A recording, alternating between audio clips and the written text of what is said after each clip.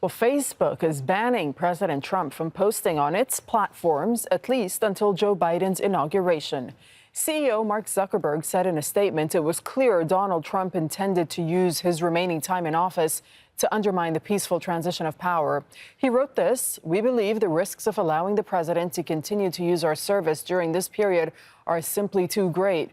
Therefore, we're extending the block we have placed on his Facebook and Instagram accounts indefinitely and for at least the next 2 weeks until the peaceful transition of power is complete." Alan Fisher standing by at the White House for reaction. But first, we'll bring in Patty Culhane to set the scene for us. Patty, in Capitol Hill. It's a very different scene than around this time yesterday when the police rushed in and said, there's a suspicious package, all of the media needs to get out. And then we went out and then we saw the mob of people just descending from where they had been protesting, surrounding the Capitol. It's a much more secure scene today. National Guard troops have been seen on the streets now.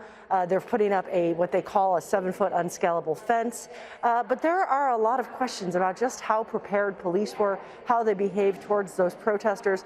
The chief of the Capitol Hill Police put out a statement praising what he called that his officers responded valiantly. But there are real questions about why they didn't have more people, why they didn't have better security. And people are now starting to go through their offices on Capitol Hill. One congressman said that they stole a laptop. They're just trying to clean up the damage, figure out the extent of it, find those responsible, because a lot of the outrage is about how those protesters were treated. They weren't necessarily arrested. There's selfies, or there's pictures on social media of what appears to be a police officer taking selfies with some of the protesters. Another video on social media shows what appears to be Capitol Police moving the barricades and letting people in. So there's some real questions because of this unprecedented attack on the nation's capital. Let's take a look at how it all unfolded.